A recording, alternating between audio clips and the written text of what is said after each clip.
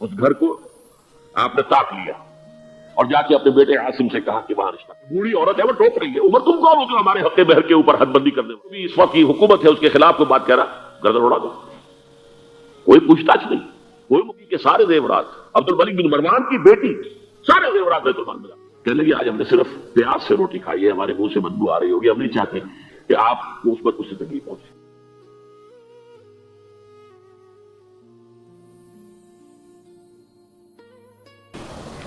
اب آئیے یہ جو مجددین کا تصور میں نے پیش کیا ہے، اس سلسلہ مجددین کی پہلی کڑی ہے حضرت عمر بن عبد العزیز رحمۃ اللہ علیہ، جنہیں ہمارے ہاں 5واں خلیفہ راشد بھی کہا جاتا ہے۔ ولادت سن 61 ہجری کی ہے، انتقال ٹھیک 40 برس کی عمر میں 101 ہجری میں ہو گیا۔ خلافت صرف 2 سال حضرت ابوبکر کی طرح، سن 99 ہجری سے 101 ہجری۔ خود یہ مروان بن حکم کے پوتے تھے۔ بنو امیہ کی جو خلفاء ہیں ان کی 2 شاخیں ہیں، امیہ کے 2 بیٹوں سے جو شاخیں چلی ہیں، ایک حرب سے چلی ہے، اس میں ابو سفیان تھے لیکن وہ خلیفہ نہیں تھے، لیکن امیر معاویہ، پھر یزید کا بیٹا تھا معاویہ ثانی۔ دوسری شاخ جو تھی وہ مروان بن حکم سے چلی ہے، اور اس میں ہے اصل میں جو 10 خلفاء آئے ہیں بنو امیہ کے۔ یہ مروان بن حکم کے پوتے تھے، لیکن ان کی والدہ حضرت عمر کی پوتی تھی۔ یہ جو امتزاج ہوا ہے، یہ جو حضرت عمر فاروق رضی اللہ تعالیٰ عنہ کا خون ان کی رگوں میں پہنچا ہے، اور وہ بڑا مشہور واقعہ ہے، دلچسپ واقعہ ہے کہ حضرت عمر ایک روز اپنی رات کی گشت پر تھے، جو آپ خبر گیری کے لیے رات کو سفر کرتے تھے شہر کے اندر، تو آپ نے دیکھا small hours of the morning, صبح کا فجر سے کچھ وقت پہلے کا وقت ہوگا، ایک گھر میں سے آواز آ رہی ہے، ماں بیٹی کی گفتگو کی۔ ماں نے کہا بیٹی بکریوں کا دودھ نکال لیا، دھو لیا؟ کہ ہاں امی۔ اچھا اس میں کچھ پانی ملا دو۔ میں نے کہا امی آپ نے سنا نہیں خلیفہ نے منادی کرائی تھی کہ دودھ میں پانی ملانا غلط ہے، ہرگز کوئی پانی نہ ملایا جائے۔ ماں نے کہا تو بیٹی خلیفہ یہاں کوئی موجود ہے، کوئی دیکھ رہا ہے، پانی ملا دو۔ بیٹے نے کہا کہ امی خلیفہ نہیں ہے، اللہ تو موجود ہے، اللہ تو دیکھ رہا ہے۔ حضرت عمر نے وہ بات سن لی، اس گھر کو آپ نے تاک لیا اور جا کے اپنے بیٹے عاصم سے کہا کہ وہاں رشتہ کر لو۔ وہ ہے لڑکی پھر جس کے نسل سے یہ حضرت عمر بن عبد العزیز یہ پیدا ہوئی۔ تو یہ در حقیقت پوتی ہے حضرت عمر فاروق کی، ان کی والدہ ام عاصم، اور یہ خود پوتے تھے مروان بن حکم کے۔ اور جو 8واں خلیفہ تھا بنو امیہ کا سلیمان، اس کی وصیت کے مطابق یہ خلافت ان کو ملی تھی۔ اب آپ ذرا یہ سوچیے، جائزہ جو ہمیں آج لینا ہے، اس وقت تک دین کے اوپر کون سے گرد و غبار آئے تھے کہ جن کو حضرت عمر بن عبد العزیز نے صاف کیا؟ ابھی 100 برس بھی نہیں ہوئے حضور کے انتقال کو، ابھی یہ 90 برس ہو گئے ہوں گے یا 85 برس ہو گئے۔ عقائد میں کوئی ٹیڑھ نہیں آیا، ابھی کوئی یونان کا فلسفہ نہیں آیا، ابھی کہیں کوئی منطق نہیں آئی، کچھ نہیں آئی۔ عقائد سیدھے سادہ جو عربوں کے تھے وہ ہے۔ اعمال میں بھی کوئی تبدیلی نہیں آئی، مسلمانوں کے اعمال اخلاق تقریباً وہی ہے۔ کچھ کمی ہو گئی، کچھ دنیا کی طرف زیادہ رغبت ہو گئی ہوگی، مال اور دولت دنیا سے زیادہ دلچسپی ہو گئی ہوگی بس، لیکن دینی اعتبار سے کوئی فساد، کوئی خرابی کوئی نہیں تھی۔ خرابی کہاں آئی تھی؟ نظام حکومت میں خرابی آئی تھی۔ یہ نظام حکومت کے جو سیلینٹ فیچرز ہیں، اس موضوع پر میں تذکرہ کرنا چاہتا ہوں کہ مولانا سید ابو العلا مودودی کی جو کتاب ہے خلافت و ملوکیت، میں نے اس سے پہلے بھی ایک مرتبہ عرض کیا تھا، آج پھر دوہرا رہا ہوں۔ اس کتاب کے میں 2 حصے کرتا ہوں۔ پہلا حصہ اصولی مباحث پر مشتمل ہے کہ خلافت کسے کہتے ہیں، ملوکیت کسے کہتے ہیں، درمیان فرق کیا ہے، اور میں یہ سمجھتا ہوں کہ اس اعتبار سے اس کتاب کا یہ حصہ ماسٹر پیس ہے، بہت عمدہ۔ ویسے بھی آپ میں سے بہت سے حضرات کے علم میں ہوگا کہ میں یہ تسلیم کرتا ہوں کہ مولانا مودودی 20ویں صدی عیسوی کے سب سے بڑے مسلم پولیٹیکل سائنٹسٹ تھے۔ اسلام کے سیاسی نظام کو، دستوری نظام کو انہوں نے خوب سمجھا، اور میں سمجھتا ہوں کہ علامہ اقبال نے جو چند اشارات دیے تھے اس پر پورا ایک نظام جو ہے دستوری اور سیاسی ڈھانچہ بنانا، یہ کام ہے مولانا مودودی کا۔ البتہ اس کتاب کا دوسرا حصہ کہ یہ جو خلافت سے ملوکیت کی طرف تبدیلی ہوئی ہے، اس کے اسباب کیا تھے، اس میں مولانا سے ٹھوکریں کھائی گئی ہیں۔ یہ تاریخ کا معاملہ ہے، فلسفہ تاریخ کا معاملہ ہے، یہ پولیٹیکل سائنس کا ایشو نہیں ہے۔ بہت بڑی غلطی ہے اس میں، بلکہ اس پہلو سے یہ سب کتاب کا یہ حصہ سخت گمراہ کن ہے۔ تو میں یہ دونوں باتیں ریکارڈ پر لے آنا چاہتا ہوں کہ اس کتاب کے دوسرے حصے کو میں بالکل اس سے اعلان برات کرتا ہوں، اور پہلے حصے کو ٹوٹلی اون کرتا ہوں۔ پہلے حصے میں انہوں نے جو چیزیں گنوائی ہیں کہ اسلامی نظام حکومت میں، اسلامی خلافت کے نظام میں کیا چیزیں ہوتی ہیں۔ نمبر 1 اللہ کی حاکمیت، کتاب و سنت کی بالادستی، ٹھیک، یہ تو یقیناً جیسے تھی ویسے ہی اب بھی تھی، لوگوں کی انفرادی زندگیوں میں اب بھی تھی، اور یہ کہ کم سے کم نظری طور پر حکومت کی سطح پر بھی یہ حکومت اللہ کی اور کتاب و سنت کی ٹوٹل بالادستی، اس کو تسلیم کیا جاتا تھا۔ فرق کہاں آیا؟ خلافت راستہ شورائی حکومت تھی، جبکہ اب جو حکومت بنو امیہ کی بن گئی، جسے حضور نے ملکن کہا ہے، ملوکیت، تحکمانہ انداز، ہمارا اختیار ہے جو ہم چاہیں گے کریں گے، زمین و آسمان کا فرق واقع ہو گیا۔ وہاں خلیفہ کا انتخاب ہوتا تھا مشورے سے، امرہم شورا بینہم ان مشورت المسلمین۔ یہاں اب خلافت ہو گئی قبائلی، بنو امیہ، بنو عباس، اور موروثی ہو گئی، باپ کے بعد بیٹا، بیٹے کے بعد پوتا۔ وہاں بیت المال مسلمانوں کی ملکیت، مسلمانوں کی امانت تھا خلیفہ کے پاس، اور خلیفہ کا حق اس میں صرف اتنا تھا جیسے کہ حضرت ابو بکر نے فرمایا، حضرت عمر نے فرمایا، اور یہی بات عمر بن عبدالعزیز نے کہی کہ جتنا حق کے قرآن نے دیا ہے کسی مسلمان کو، اگر اس کی زیر کفالت کو یتیم ہو، یتیموں کا مال بھی ہے، اس کی دیکھ بھال وہ کر رہا ہے، تو جو ولی ہے یتیم کا، اگر وہ غنی ہے تو اسے ایک پیسہ بھی لینا یتیم کے مال میں سے حرام ہے، لیکن اگر وہ خود محتاج ہے تو وہ ضرورت کے مطابق اس سے لے سکتا ہے، جتنا کچھ بھی ایک یتیم کا ولی یتیم کے مال میں سے لے سکتا ہے، اس سے زیادہ خلیفہ کے لیے بیت المال سے لینا جائز نہیں۔ یہ معاملہ تھا ابو بکر صدیق کا، عمر فاروق کا، عثمان غنی کا، علی مرتضیٰ کا رضی اللہ تعالیٰ عنہ اجمعین۔ لیکن اب آ کر دور بنو امیہ میں یہ جو خزانہ تھا یہ ذاتی ملکیت بن گیا، جس کی بنا پر عیش و عشرت بھی ہوئی، اور داد و دہش، جس کو چاہا جو چاہا دے دیا، جس کو چاہا اشرفیہ بخش دی، جس کو چاہا جو ہے نواز دیا، جس کی چاہا وفاداری خریدنے کے لیے خزانے میں سے بیت المال میں سے پیسہ خرچ کر دیا۔ پھر عوام کے حقوق، یہ جو آپ کو ہیومن رائٹس کا تصور آج ملتا ہے دنیا میں، کسی شخص کو محض شبے کی بنیاد پر گرفتار نہیں کیا جا سکتا، اظہار رائے کی پوری آزادی ہے، ایک عام آدمی بھی خلیفہ ہے، اس کو ٹوک سکتا ہے یہ کرتا آپ کا کہاں سے بن گیا، یہ تو انہی عملی چادروں کا بنا ہوا ہے کہ جو مال غنیمت میں آئی تھی، اور ہر مسلمان کو جتنا ٹکڑا بنا اس سے کرتا نہیں بنتا۔ آپ کا کرتا ہم دیکھ رہے ہیں، آپ نے اس کی عملی چادر کا بنا ہوا کرتا پہنا ہوا ہے، ہاؤ کم، کیسے بن گیا؟ آپ ہم میں ہے بھی طویل القامت انسان۔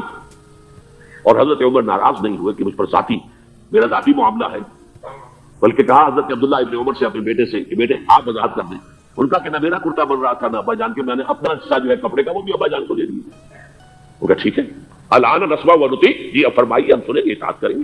وہ حزب اختلاف کا وہ رول نہیں تھا کہ خواہ کچھ بھی ہو مخالفت کر دی۔ ایک بوڑھی عورت ہے وہ ٹوک رہی ہے، عمر تم کون ہو جو ہمارے حق مہر کے اوپر حد بندی کرنے والے، سیلنگ اس سے زیادہ نہیں ہوگا، تم کون ہوتے ہو؟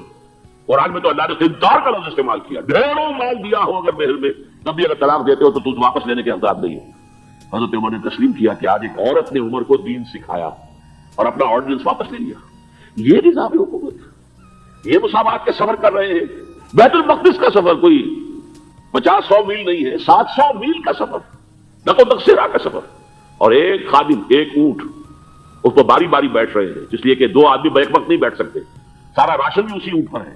ایک منزل خلیفہ اوپر بیٹھے ہیں تو خادم جو ہے نکیل پکڑ کر آگے چل رہا ہے، اگلی منزل میں اب خادم اوپر بیٹھا ہے اور خلیفہ جو ہے نکیل پکڑ کے آگے چل رہا ہے۔ یہ مساوات، یہ تھی خلافت راستہ۔ ظاہر بات ہے کہ اب صورتحال تبدیل ہو گئی۔ پہلے ملک جو تھا وہ اللہ کا تھا، ذاتی، اب ذاتی جاگیر بن گیا، اور اس ذاتی جاگیر میں سے جاگیریں دے دی گئی اپنے خاندان والوں کو، بنو امیہ کو سب سے بڑھ کر، اپنے جو بھی اور وفادار ہیں، جو بھی اور حمایتی ہیں ان کو۔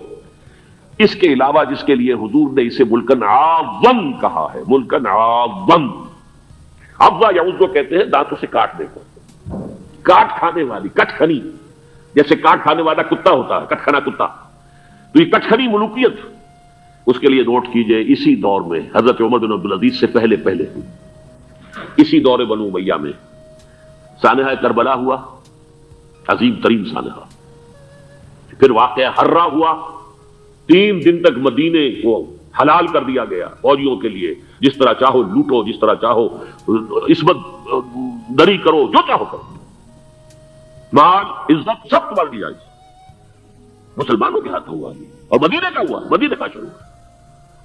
پھر اسی دور میں حضرت عبداللہ ابن زبیر کی شہادت ہوئی 73 ہجری میں۔ پھر حجاج ابن یوسف جیسا ڈکٹیٹر اسی دور میں تھا۔ سینکڑوں تابعین کو جس نے ذرا کوئی بات کہہ دی، جس کے بارے میں ذرا اندیشہ ہوا کہ یہ جو بھی اس وقت کی حکومت ہے اس کے خلاف کوئی بات کہہ رہا، گردن اڑا دو، کوئی پوچھ تاچھ نہیں، کوئی مقدمہ نہیں، کوئی الزام لگا کر ثبوت کو دینے کی کوئی ضرورت ہی نہیں۔ سینکڑوں تابعین۔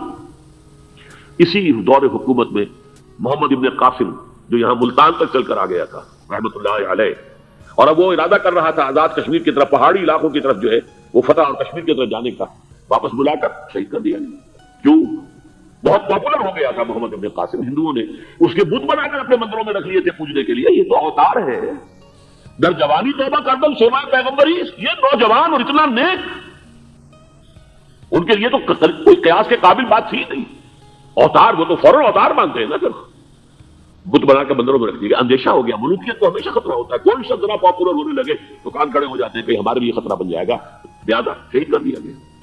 موسیٰ ابن نصیر کے ساتھ یہی ہوا، جن کے ایک جرنیل طارق بن زیاد نے عثمانیہ فتح کیا، بوڑھے جرنیل کو بلا کر سارا دن دھوپ میں کھڑا رکھا گیا ہے، یہاں تک کہ وہ بے ہوش ہو کر گرا ہے، حالانکہ اس کی وجہ سے شمالی افریقہ کے بڑے علاقے فتح ہوئے، اور انہی کے جرنیل تھے طارق بن زیاد۔ یہ ہے وہ کاٹ کھانے والی صفت جو ہے ملوکیت کی، ملکن عابن۔ حضرت عمر بن عبدالعزیز نے کیا کیا؟ دیکھیے ان کا تجدیدی کارنامہ صرف 3 نکات پر مشتمل ہے، یہ میں بتا چکا ہوں آپ کو۔ ابھی نہ عقائد میں کوئی کجی آئی تھی، نہ اعمال میں کوئی خرابی آئی تھی عوام کے، حکومت کے نظام میں تبدیلی ہوئی تھی، موروثی ہو گئی تھی اور تحکمانہ ہو گئی تھی۔ خلیفہ جو ہے وہ موروثی یا نامزد ہوتا تھا، اور یہ جاگیر بن گئی تھی اپنی ذاتی بیت المال۔ انہوں نے 3 ہی کام کیے۔ نمبر 1، ان کو خلافت ملی تھی اصل میں سلیمان جو ان سے پہلے خلیفہ تھے ان کی وصیت کی بنیاد پر، لیکن یہ احتیاط کر لی گئی تھی کہ اگر کہیں یہ وصیت پہلے لوگوں کے علم میں آ گئی تو شاید لوگ بغاوت کریں اور حضرت عمر بن عبدالعزیز کو گوارا نہ کریں۔ لیکن یہ کہ انہوں نے یہ کیا، جو اس وقت کے ذمہ دار لوگ تھے، کہ پہلے وصیت لا کر وصیت پر بیعت لے لی گئی کہ یہ وصیت ہم تسلیم کریں گے۔ ابھی سلیمان کے انتقال کی خبر بھی نہیں دی گئی، اسے بھی چھپا کر رکھا ہوا تھا۔ اس کے بعد وصیت کھولی گئی اور حضرت عمر بن عبدالعزیز، اور اعلان کیا گیا کہ سلیمان کا انتقال ہو گیا، تب لوگوں نے بیعت کری، کیونکہ بیعت تو کر چکے تھے، وصیت کی بیعت کر چکے تھے۔ اس وصیت میں سے عمر بن عبدالعزیز برآمد ہو گئے تو وہ بیعت منتقل ہو گئی۔ لیکن انہوں نے جا کے اعلان کیا مجمع عام میں، لوگوں مجھ پر یہ خلافت کی ذمہ داری ڈال دی گئی ہے، بغیر مجھ سے پوچھے، بغیر میرے مشورے کے، بغیر میری خواہش کے، لیکن میں آپ کی گردنوں میں سے اپنی خلافت کے اس تلازے کو اتار کر پھینک دیتا ہوں، آپ جسے چاہیں اپنی آزاد مرضی سے مشورے سے خلیفہ بنا۔ یہ پہلی اصلاح تھی، موروثیت ختم، نامزدگی ختم۔ اب اگر چاہتے ہیں آپ، اگر لوگوں کی رائے ہے، ان کا مشورہ تو ٹھیک ہے۔ سب نے کہا بیک زبان ہم آپ پر راضی ہیں، ہم آپ ہی کو خلیفہ بنانا چاہتے ہیں۔ پہلی اصلاح تو یہ ہوگی۔ دوسرا کام یہ کیا، جتنی جاگیروں کے ڈاکومنٹس تھے، دستاویزات، وہ سب طلب کیے، خود اپنے گھر سے اپنی بیوی کے سارے زیورات، عبد الملک بن مروان کی بیٹی سارے زیورات بیت المال میں داخل کر دی۔ اپنی جاگیر، سب سے پہلے اپنی جاگیر کو ختم کیا۔ اس زمانے میں شیڈر تو تھے نہیں، مشین تو تھی نہیں، مسجد پہ بیٹھے ہوئے تھے حضرت عمر بن عبدالعزیز، اور وہ ایک وسیقہ لایا جاتا تھا اور وہ قینچی سے کاٹ کے پھینک رہے، بڑا طوفان مچ گیا بنو امیہ کے لوگوں کے اندر، یہ کیا ہو رہا ہے؟ ایک وفد بھی آیا کہ دیکھیے آپ اپنے سے پہلے لوگ جو کچھ انہوں نے کیا تھا، آپ اب جو چاہیں آپ کریں، لیکن پہلے جن لوگوں نے جو کچھ کیا ہے اس کی نفی تو نہ کیجیے۔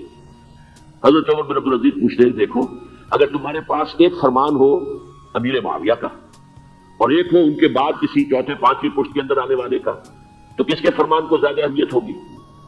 سب نے کہا امیر معاویہ کے فرمان کی زیادہ اہمیت ہوگی۔ تو فرمایا کہ میرے پاس فرمان جو ہے وہ امیر معاویہ سے بھی بہت پہلے کا ہے، میرے پاس اللہ کی کتاب ہے، قرآن ہے، میں اس کی بھی طے کر رہا ہوں، لہذا ہو جائے کمبٹ میں، کوئی ناراض ہوتا تو ہو۔ ساری جاگیریں ختم کر دی۔ نمبر 3 واقعہ یہ ہے کہ خود اپنی زندگی کے اندر جو عسرت اور جو تنگ دستی اور جو سادگی اختیار کی ہے، میں سمجھتا ہوں غالباً اس میں وہ حضرت ابوبکر، حضرت عمر کو بھی مات دے گئے ہیں رضی اللہ تعالیٰ۔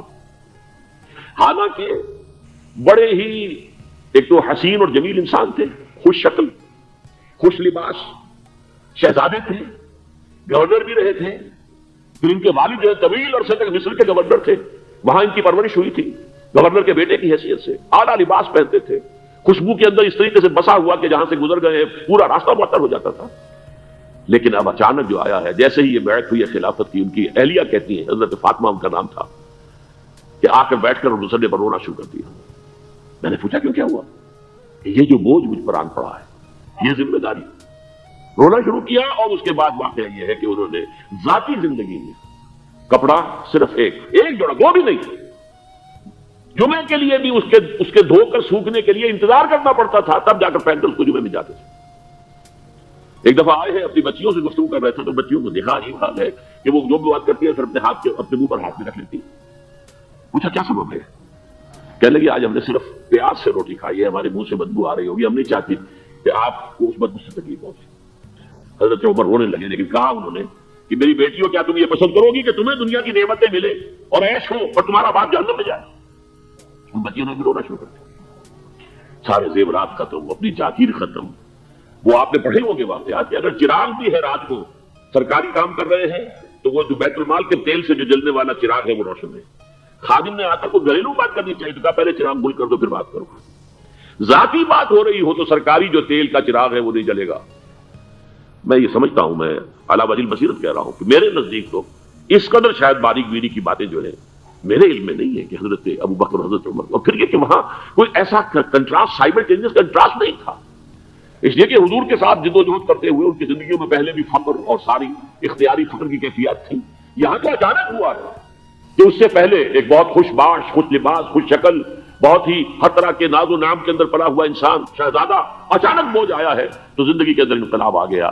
یہ ہے خلیفہ اول، خلیفہ خامس ان کو کہا جاتا ہے، خلافت راشدہ میں شامل کیا جاتا ہے، اور یہ ہے سلسلہ تجدید خلافت کی پہلی کڑی، اور اس کو ہم کہیں گے یہ تجدید کامل تھی، کیونکہ ابھی خرابی آئی ہی صرف نظام حکومت میں تھی، اسی کو آپ نے درست کر دیا۔ یہ دوسری بات ہے کہ یہ بہت شارٹ لیوڈ رہی ہے، بات آگے نہیں چلی ہے، ان کو زہر دے دیا گیا، اس لیے کہ یہ بات زیادہ قابل برداشت نہیں تھی بنو امیہ کے پورے خاندان کے لیے، قبیلے کے لیے۔ انہیں گمان غالب یہی ہے کہ زہر دے کر جو انہیں شہید کیا گیا ہے، لیکن بہرحال یہ پہلی کڑی ہے عمر بن عبد العزیز رحمۃ اللہ علیہ۔ اس کے بعد کی جو 13 صدیاں ہیں ان میں جو مجددین امت ہیں ان کے کام کی نوعیت سمجھ لیجیے۔ خلافت کا نظام دوبارہ قائم نہیں ہو سکا تاحال،